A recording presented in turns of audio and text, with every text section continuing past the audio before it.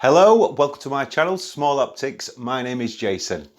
Now, this is a video I wasn't really intending on making. It's kind of an unexpected one because something very peculiar has happened to my telescope, or should I say to the finder scope. It happened a couple of nights ago, and I shall tell you all about this particular case at the end of the video. Okay, now what this video is about really is a finder scope problem where you may have come across it. If you haven't come across it, you may come across it in the future. Okay, and that is you cannot adjust or calibrate the finder to the main telescope tube.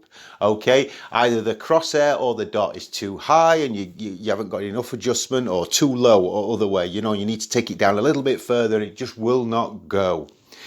Well, like I say, it's not terribly common, this, but it isn't unheard of, okay? And it sometimes does occur in brand new telescopes. I've got a couple of friends that have bought telescopes and they had this very problem. Now, what causes this? Well, it could be a number of things, okay? Worst case scenario, the finder scope's got dropped or something like that, or knocked, and it's just got broken somewhere along the lines. But usually it's if it's a new telescope, it could be just a factory error where the holes have not been drilled right or something like that. Could be just a little bit out. Now, it's an easy fix, don't worry. If you have got a finder scope with this problem, if some of this sounds familiar, don't worry. All you have to do is what's called putting a shim in it. Okay, you have to shim the actual bracket that the finder scope attaches to the telescope.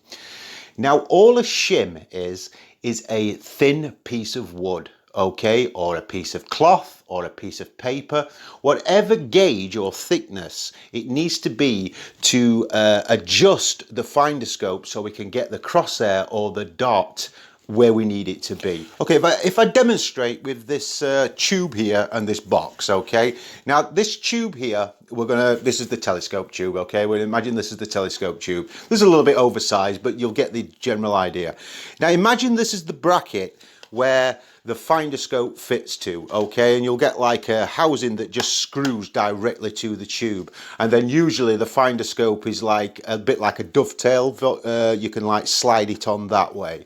Okay, I'm sure you're with me, you know what I mean by this part. Now, because you can't get any adjustment on the finder scope itself, we need to adjust this base plate. Okay, now if your finder scope is pointing too high and you've got no downward adjustment at all, you need to shim the back a little bit, and that simply means putting a little piece of wood under this side of the little bracket that fits onto the tube, okay, and this is going to raise it up a little bit. Now this is a little bit dramatic, okay, it wouldn't be as much as this, and vice versa. If it's too low, you need to raise the front a little bit. Okay, now this is slightly easier said than done because there is a bit of a but to it. Okay, and I'll explain. It's a lot harder in refractors or closed system telescopes than it is in reflectors. I think the easiest way of doing this is just keep putting some pictures up for you so you'll understand what I'm talking about. Now, if you now I'll pull this round a little bit and then I'll show you some close-ups. If you actually look into the tube itself, you'll see where the brackets are actually fastened, okay, on the finder scope. You'll see that there's two nuts inside the scope, okay. Like I said, I should have put a photograph up now and you'll be able to see what I mean. Now there is a problem with this, especially in refractors or something like a Cassegrain telescope, because what you need to do is you need to take the finder scope off, obviously, and this is going to expose two screws, the screw heads or the bolt heads, if you like, on this saddle. I'll call it a saddle here, okay. This is on now most finders are like this, they're attached some way, okay. Yours may be slightly different. But if you look closely at those nuts, you've literally got the thickness of those little nuts of thread to play with, if you get what I mean. Okay, now you are going to have to loosen these them two screws off, so you can lift the actual housing off the scope a little bit to slide your shim in. Okay, so are you with me? So you slide the shim in, and then you would tighten them bolts back down. So now it would be at an handle, whichever way it needs to be. Okay. But like I say, there is a big but to that. You've got to be with reflector users. It's not so bad because you know you can put your hand in, you can hold it, and if a nut does fall off, bear in mind you do work always on a reflector on any telescope really. If you're up at the business end, okay, the business end's down here I suppose on a refractor, but anything that falls down the tube is going to hit the optics. Okay, so keep your telescope parallel to the floor, okay, or level with the floor. Now, like I say, you've got more control with a reflector purely because you can put your hand inside the tube. Now, you can imagine what's going to happen on a refractor. If those little nuts fall off, if you unscrew them too much, well, it's going to, you know, you're opening a whole can of worms there. Now, it's not, you can get them out, don't worry, but it will involve either taking the objective lens off or the actual focuser, okay, to get the actual nut off. And it's a little bit more complicated, obviously, in Cassegrains. So that's just a little bit, just a little pointer to be aware of. If you have got this problem and you are going to adjust it, just please be careful of these little nuts because you haven't got much to play with. It'll be a lot better if they were a little bit like the ones that are on the focuser here. You can see that they're a little bit longer. You've got more play or less chance of that nut falling off and either losing it inside the tube or, worst comes to worst, causing some mirror damage. So what about if your adjustment is the left and right where it's the problem?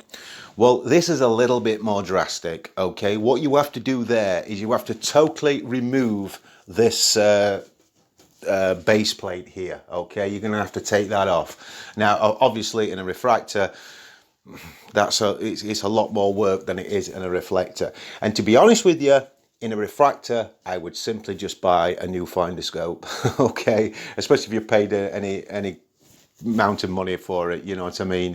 You'd be just better off getting a self-adhesive finder scope, okay? You can get some really good strong tape now. I knew a friend of mine, that's how he used to use this finder scope, but it was on there years and it was only like some form of double-sided tape he'd use. But if it's a reflector you're using, this is not as drastic.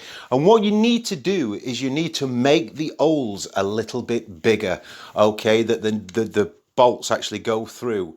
Ideally an oval type of affair, if you get what I mean. This way, once you've loosened the nuts off, you've got a bit of movement this way, okay, instead of this up and down that we're doing on a shim. For the left and right, you've just got that little bit of left and right adjustment with making the holes a little bit bigger and ovaling them out. Now, obviously, that takes a lot more work, and I honestly wouldn't like to do it in a refractor. Not unless it was a cheap one or something. But in a reflector, you're not so bad. You know, you've got ways of cleaning it out a lot easier than in a refractor. So, what's happened to my scope? Well, you may have already guessed that it's some kind of finder issue I've got here, but it's a total mystery, this one.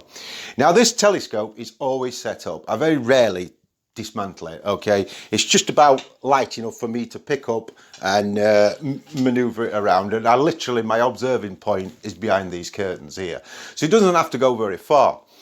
I'm always extremely careful when carrying it through doorways and things like that, and believe me, if you ever knock your telescope on a door jamb or something like that, you remember. It's a panic moment. Yeah, it's like, oh my God, what have I done? What have I done? What damage have I caused? And I haven't. I've not knocked it. I've not or anything. It's never been off this scope for 3 years since I've had it. And the thing is, with finders, once you've calibrated them up to your tube, it's very rarely you have to really touch them, sort of thing. And so on this particular night, about 2 nights ago, I was out and there was Orion. So I thought, well, Orion Nebula, good first target. Pointed it up, got it all lined up nicely in the finder, went to the eyepiece, and all I could see was stars, a few faint stars. And I thought, strange. Checked again, dots on the where it should be, and I'm seeing nothing. Cut a long story short, my finder had actually gone high by about that much. All right, now that is an incredible amount, all right, for a finder scope to move. Now, obviously, I've got no way of adjusting that amount. I checked the seating, I checked that it was sat right, I checked everything, you know. It's just a mystery. It's just the night before was fine. I was using it perfectly all right. Come out, and it's like this much out of alignment. Incredible. I mean, the adjustments were still fine. They could go, it still moves up and down, still moves left and right. But obviously there's no way I can adjust it that much. So on site, I mean, you don't get the window of opportunity of a clear night is very, very narrow, usually, especially in the UK. So I'm like, oh no, and you don't realise how much you miss these things until they're not there. So I started scouting about in my little wood pile and found a few little bits of plywood, I think it were, and just did a quick rough cobble there and then on the site. I'll show you a picture of how much this is out. In fact, if I lift the scope up a little bit, you may be able to see how much it's pointing down this way. Okay, it's actually like this instead of being parallel to the tube.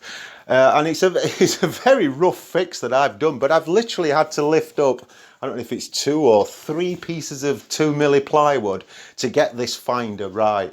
It's not even seated, I can't even seat it in the base plate anymore. I mean, this screw's actually doing nothing at all, the screw that tightens it down. It's literally jammed up there. You know, I've wedged it in. Yes, I am going to eventually, I think, sort it out, and I may have to put some kind of chamfered block on first or something like that. But it's a mystery. I really, really do not know how this has happened. So if any of you have had this happen to you mysteriously like that, let me know. You know, what you may think it's caused it. I mean, because I've never ever come across it. Never ever come across it. It's got me scratching my head. It's like I said, I've never dropped it or anything like that. But yeah, that's a good 4mm shim I've had to put in there. Now, hopefully your telescope, if you do come across this problem or you have got this problem, yours is not going to be as drastic as this. And in your case, you just have to do what I said earlier, where you just loosen them off and obviously place your shim underneath. And you should get your cross or your red dot sorted by doing that. Well, that's about it for this video. Like I say, I hope you don't get something as drastic as this, but if you do find that you cannot calibrate your finder, you know how to fix it now. Thank you so much for watching. In the meantime, keep a check on those finders, and I will see you on the next video. Bye for now.